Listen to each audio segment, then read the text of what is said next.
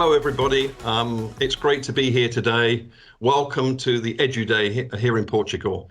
My name is Mark East, and I am the leader for Microsoft in Europe, Middle East, and Africa. We have about 1,000 employees, all focused on education. I think we're the technology company that actually invests the most in resources dedicated to education, and it's really great to be with you here today. Now, many people actually ask me, well, why is this all so important? Well, obviously the Portuguese government believe it's important because they're investing so much funding into digital transformation in Portugal. And when you think about it, it's a big investment in human capital, and human capital is probably the biggest and most important investment any government could make.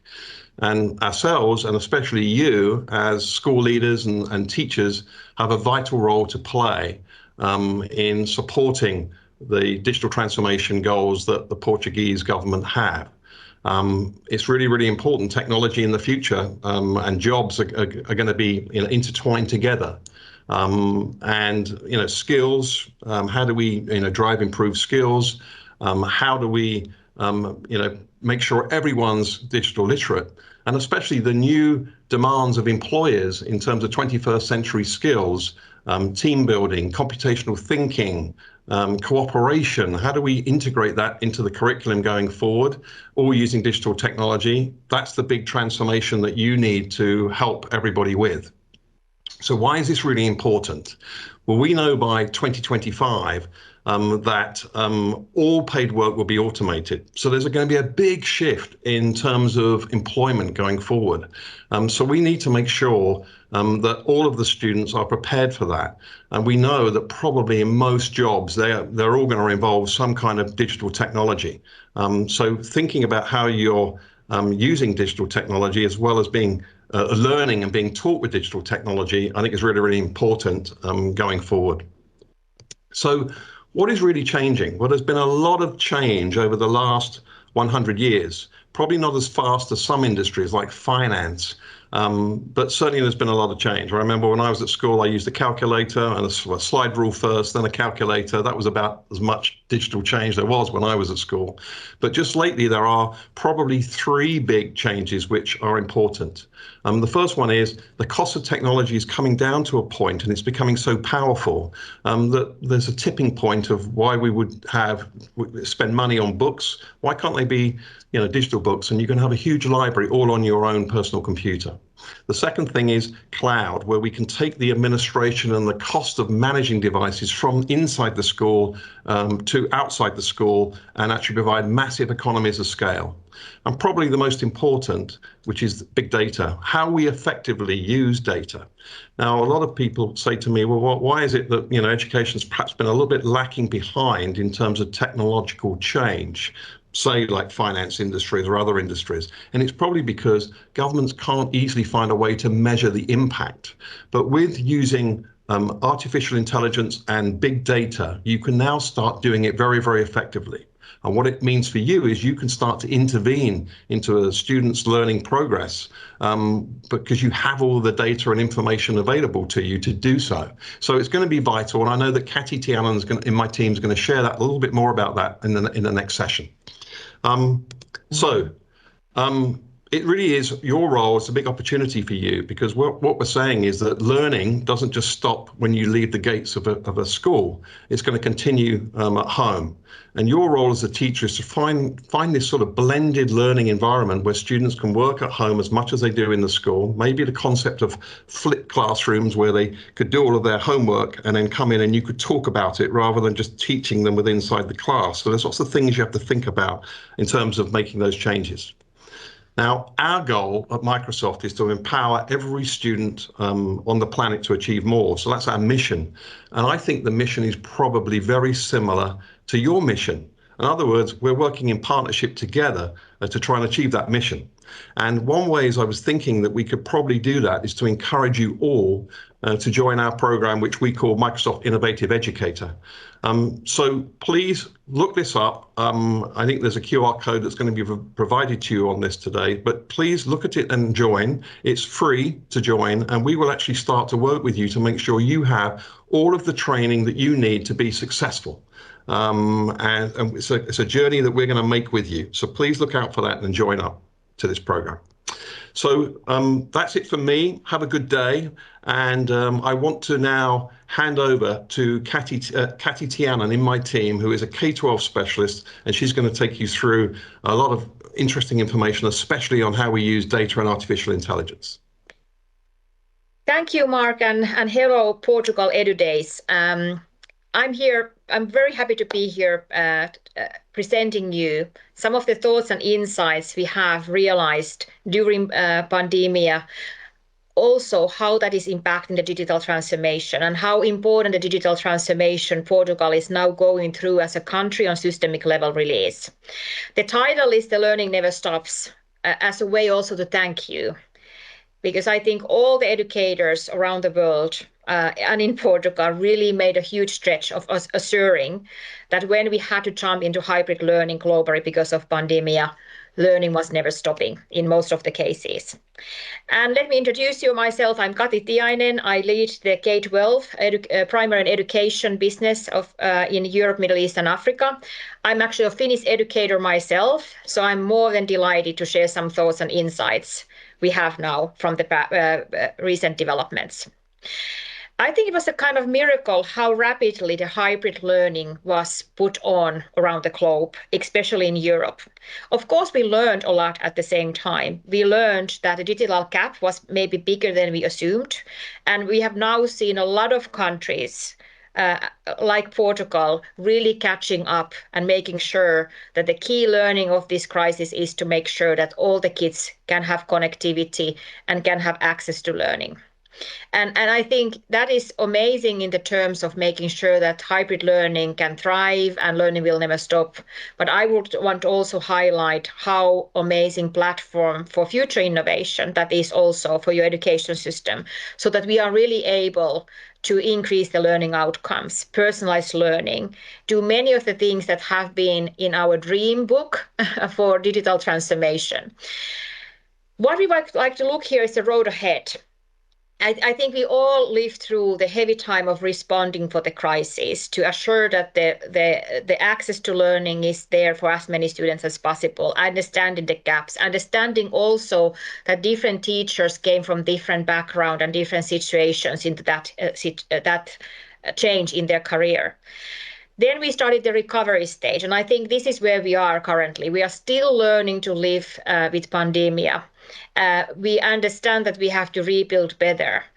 We are learning as we go.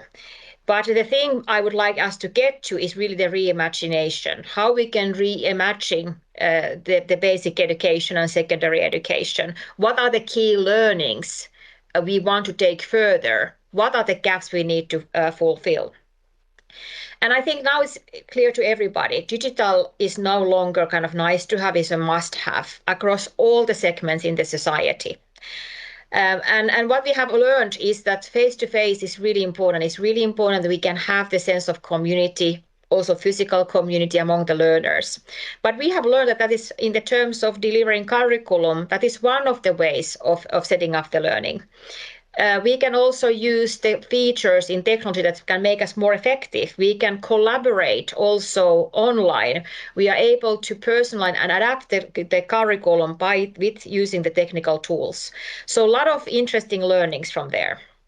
And what we really see is that technology is no longer an opportunity. It's really an imperative for us moving forward and build the future skills. We see a lot of potential in blended learning, digital curriculum, advanced analytics, that is the core of making personalization happen, and also the skilled workforce development. And on the negative side, we have seen globally humongous learning loss. So not all the kids were able to connect the learning. They didn't have device or the pedagogical support was not on the right level. So the learning loss has really increased globally tremendously. And it's not only impacting societies, or it's also impacting the individuals. So there's a lot of calculation being made now that how much, for instance, one quarter of the calendar year or half of the calendar year is impacting people's learning outcomes, how that is actually impacting their future income. So actually, this comes also a national question. So systemic change, systemic answers are needed. And of course, we want to brainstorm and reinvent and innovate with you how we can also use technology for closing this gap. Already prior to pandemia, we were working a lot with you around the future ready skills, because we understand that the fourth industrial revolution is now changing the workforce needs. In the future, a big part of the routine cognitive work will be automated. It will be done by artificial intelligence and machines.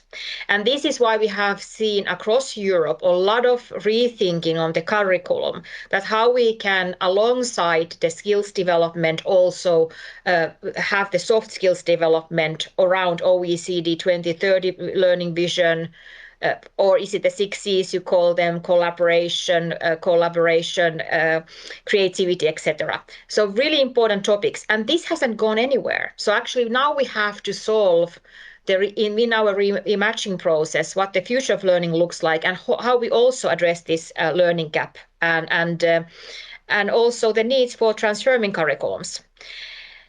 But let's take a positive spin on this. I don't think that's worth for us to focus on learning crisis, but really understand how the learning continuity can happen, how we can assure in the future the learning is never stopping, and how we can through that close the learning gaps we have. So if we look, what are the kind of strategies we have identified to building back better, it's definitely the effective use of blended and hybrid learning. It's really equitable and resilient education systems, and have the systemic thinking in place and closing those digital gaps. And then it's unblocking the personalized learning and teaching through hybrid learning and access. And let's remember, it's about people. So we have to also make sure that teachers, parents, students understand the transformation and can thrive in this change. And if we look at the Portugal example, for you, it has been also about the access, to enable and assure that the access is there. And congratulations for that. It's a huge, huge political decision. It's a huge opportunity, but also transformation process to all the educators and schools in your country. But it's not the end. I see that is more like a beginning. And what that transformation in actions can bring to us. So hopefully there will be projects that make the running of the schools more efficient, that we can use also technology to save teachers and school leaders time. We want to bring the equity and see the equity growing in the country, so that every kid has chance to fulfill their potential. Accessibility. When we are building the digital transformation in schools and in the society, we want to make sure that every student is able to access it. We want technology to close the gap, not create the walls people cannot go over. Skilling. Do I need to say more about the 21st century skills? And then the whole professional development. What has been the feedback for coming from the teachers has been, for instance, the teacher and student ratio has been so difficult, has been an obstacle for learning personalization, the continuous lack of time and lack of visibility. So what teachers are really telling that they don't have really tools to understand the holistic view of a learner. And this is where the data and technology can help. How we can create that 360 view for each of the students. How we can understand Adam here, what is his kind of academic background, financial situation, personal info, the engagement in the campus, and how we can use that to knowledge and actions that will drive outcomes. So when it comes to data, it's important we collect it, we display it, etc. But at the end, it's only meaningful if it's driving outcomes. On the other hand, what we also want to make sure in the data-driven transformation is that we can help teachers to understand what should I do to, for instance, have a dropout prevention for this learner. And here are some of the kind of most common use cases and scenarios for data and analytics. How we can build those personalized learning pathways, how we can build the hybrid learning, how we can identify students and risk and have earlier interventions for those so that they can get back on track, and how we can make the well-being issues visible. The social emotional well-being have become a huge global challenge. Once again, we have a lot of ways to use technology to close that gap. I'm sure you have already learned a lot around that new solution that Microsoft has been developing during COVID and post-COVID to really empower and unblock the data and artificial intelligence in education. Are we talking about education insights and reading progress? Are we thinking about the devices and accessibility, the new solutions like Power Platform, or projects like Open Education Analytics, where we want to bring education systems to co-design and innovate their solution around the data and analytics? I must say that one of the most exciting ones for me personally is the reading progress, that is helping educators to give that one-to-one time, use artificial intelligence to really understand what is the reading progression level of individual students, is helping students by visualizing their actually skills in reading at the same time. So really, really innovative solution that is using artificial intelligence, empowering teachers and learners at the same time. And one more topic I want to raise. As a European citizen, I'm really proud to work in an organization who, in my opinion, is on the right side of the history. When we think about user data, Microsoft is not a company who is monetizing and selling the user data to advertisers or other third-party organizations or lobbyists, etc. It's really important, and we are really proud to work very closely with European Union. We are embracing projects like GDPR that is actually there to protect the digital human rights. What I want to make sure is that after we move along in this partnership with you, that if we start to develop solutions around data and analytics and learning personalization, the data you create and have from your daily uses of Teams, etc., is your data. It belongs to you. We are not using it. We are not selling it. That's why also the Schrems 2 that has been in the last 6 months, the big discussion across European countries is really important topic. It's one of the steps where Europe is protecting the digital human rights. This is also something that we take very seriously. We embrace all these movements and these political decisions. And yet we want to on top of it, we have our own Ether committee that has outlined ethical rules of data and artificial intelligence across Microsoft. Are we talking about programs or our platforms? So that to be said, I think it's really important that this dialogue goes on, and it's really important for us that we are on the right side of the history so that you can innovate, build better learning outcomes through the data and analytics, but keeping your students' personal information safe. So that to be said, have a great event. Thank you for your participation. Thank you for making sure that learning never stopped. All the best.